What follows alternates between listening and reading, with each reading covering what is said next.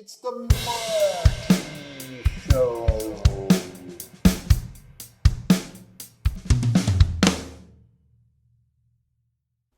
Hello and welcome to the Marty Show.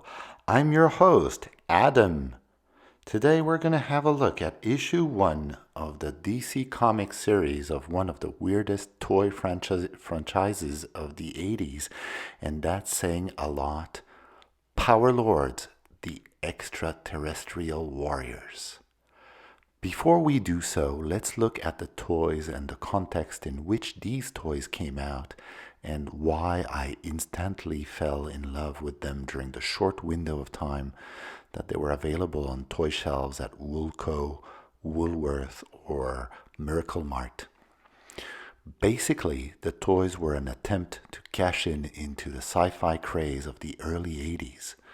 However, by 1983 and 1984, when the line's two waves were released, that market was beginning to dry up and the toy line was very short-lived. Wayne Barlow, the author and artist of Barlow's Guide to Extraterrestrials, was hired by toy company Revell to design the toys. Weird doesn't begin to describe the designs. Think about the strangest Star Wars creature designs and add another layer of weird on top. The alien creatures often have very odd designs with multiple arms, legs, wings, mandibles, antennas, etc. Most figures had an action feature. Main hero Adam Power could change into Lord Power by pushing a button to turn his torso around to reveal the Lord Power side, which was freaky looking, to be honest. But I thought it looked really cool, so I begged my mom to buy one for me, and she did. As soon as the figure got into my clumsy little hands, I dropped it and the head came off. My dad tried to fix it, but the head remained flimsy and kept falling off. Then I got Grip Tog, a red-skinned alien enemy, and when the second and last wave came out in 1984, I got the very cool-looking Disguisaur, who could change faces. Both of which were sturdier than poor Adam Power. Then my interest in the Power Lords waned, and after the release of the Beast machines, which were kind of cool looking for a 5-year-old, but ridiculous from an adult perspective, the toy line had reached the end of the road. While the toy line came to an abrupt end in 1984, just a year or so after it began, other Power Lords material did exist. This included a 3-issue comic miniseries, a board game, and a video game for the Odyssey 2 console. The video game is the rarest ever released for it and very hard to find. Some years ago, the toy line was relaunched by toy designers the Four Horsemen. They were available for pre-order online and were made in fairly small quantities and strictly for the adult collector market. That was relatively short-lived too. Nostalgia is a bitch. And now, let's have a look at the first DC Comics issue of Power Lords, the Extraterrestrial Warriors. Here we are. The saga begins and will end soon.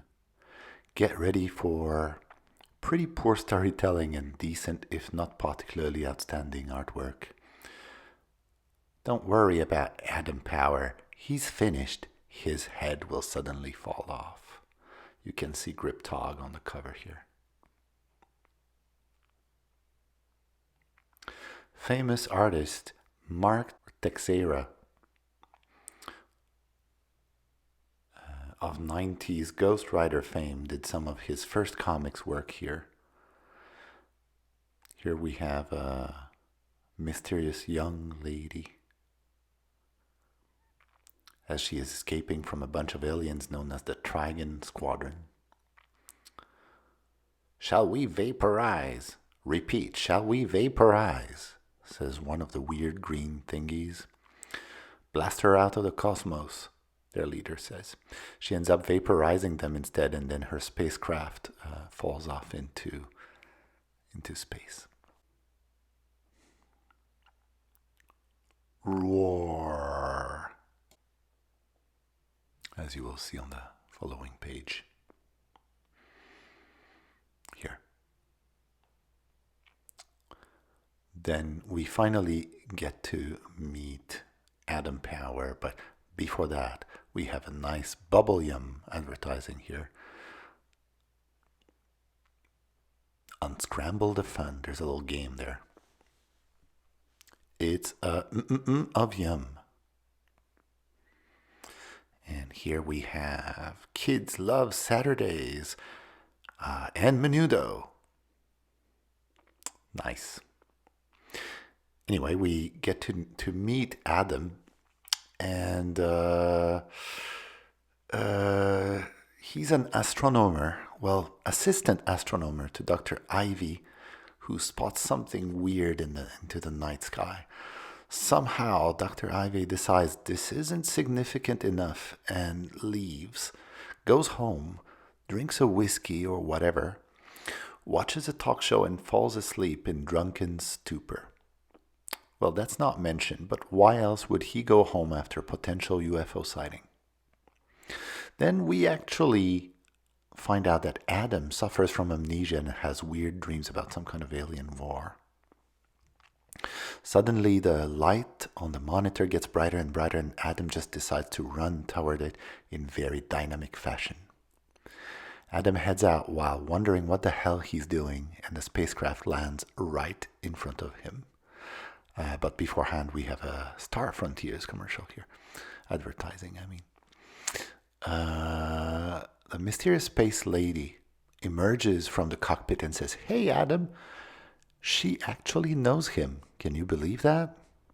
Of course, she informs him that the universe is in grave danger and that he must leave with her, which he does. Then one of the green vaporizers shows up and tries to vaporize them, but they leave just in time.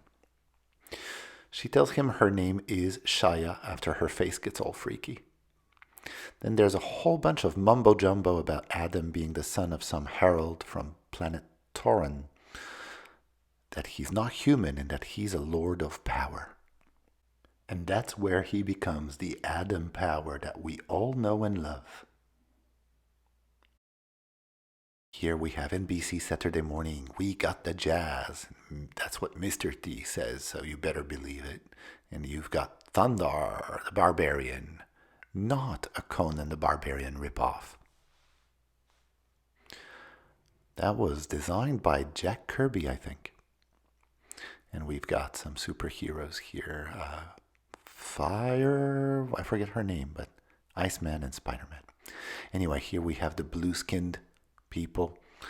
And by the way, Shia put a diamond on Adam's forehead to reactivate his powers as they head to Toran, where he will meet a bunch of blue-skinned power lords. They don't really head there. It's a lengthy flashback where we learn that the Power Lords are having a beef with Argus, the bug-like creature from planet Kondar, and his henchmen, Griptog and Rhaegoth.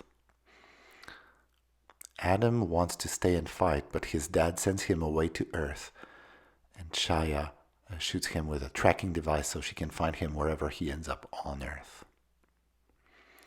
End of flashback. And we've got Green Lantern here.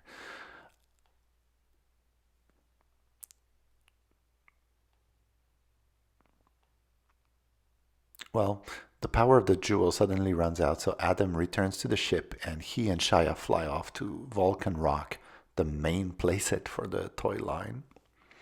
And here you can see the interior of the place. And actually, it has time warp capabilities, so they can go anywhere from there.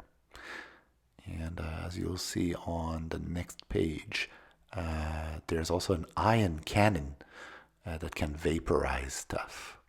They certainly like to vaporize stuff in this comic. Adam recharges his batteries and regains his power because he's a power lord. Unfortunately, Griptog and Rhaegoth show up and are quickly defeated by Adam. Argus isn't far behind.